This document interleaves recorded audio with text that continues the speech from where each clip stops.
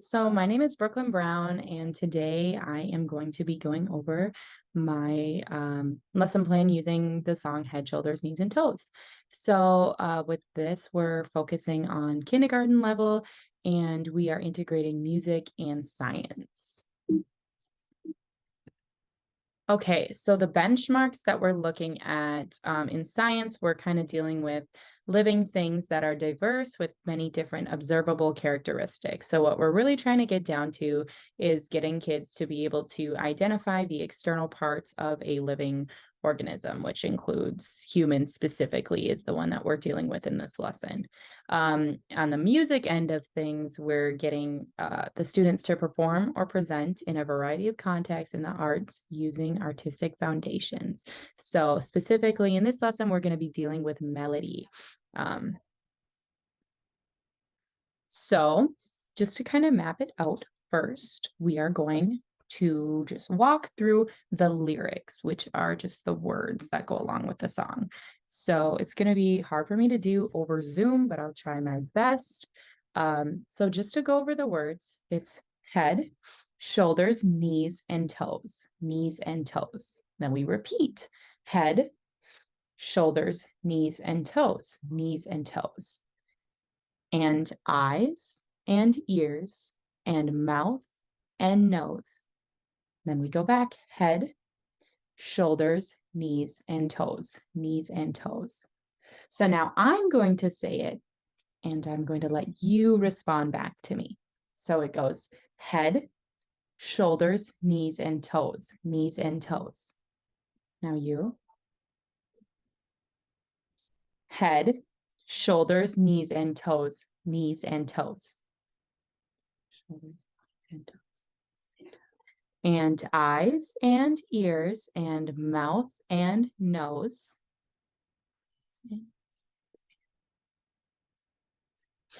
Head, shoulders, knees, and toes, knees and toes. Good job. So now we're going to look at the melody. What is melody?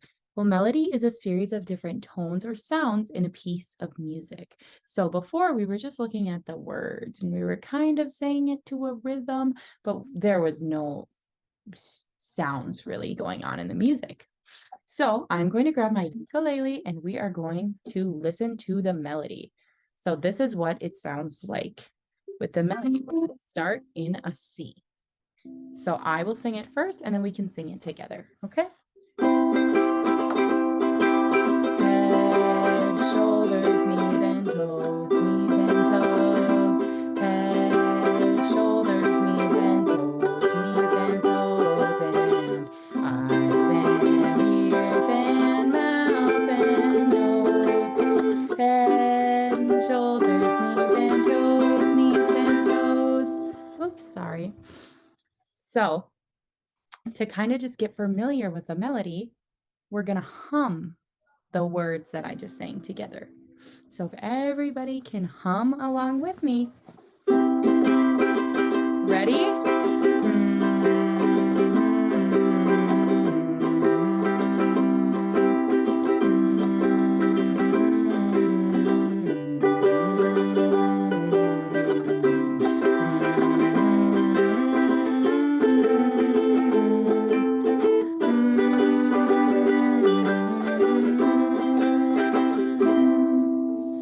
Good job.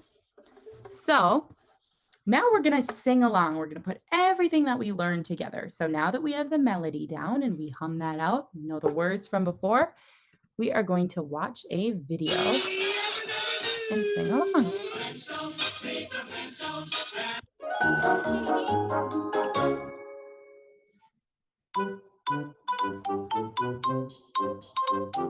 Head, shoulders, knees and toes, knees and toes. Head, shoulders, knees and toes, knees and toes. And eyes and ears and mouth and nose. Head, shoulders, knees and toes, knees and toes. Let's try it a little faster. Head, shoulders, knees and toes, knees and toes. Head, shoulders, knees and toes, knees and toes. And eyes and ears and mouth and nose.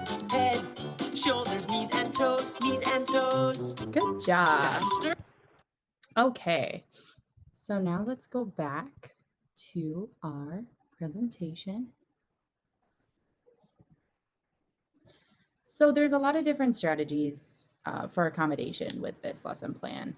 For ELL students, it's good because of how repetitive it is. Obviously, like the words are basically the same, besides that the eyes, ears, mouth, and nose.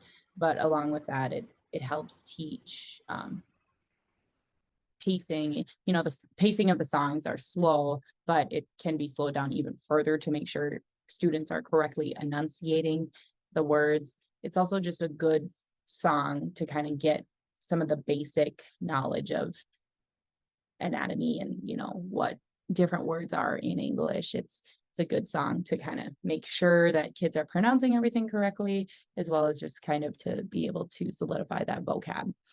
For hearing impaired students, I think they would just benefit from being as close to the speakers as possible. A lot of this lesson is visual and is demonstrational. So as I put on the video, there are captions so that they can read along. But if a student is completely deaf, it would be pretty easy for them to just see, you know, their peers and the teachers doing the motions as I was when the video was playing and just kind of following along. For visually impaired students, definitely want to be sat towards the front of the class. And if they're not completely blind, I think a visual or excuse me, please, a printout diagram in class would be very beneficial. For the human section, so which would be the eyes, ears, mouth, and nose, students would be able to use themselves as a diagram and to kind of just, you know, well, here's shoulders, head, you know, knees.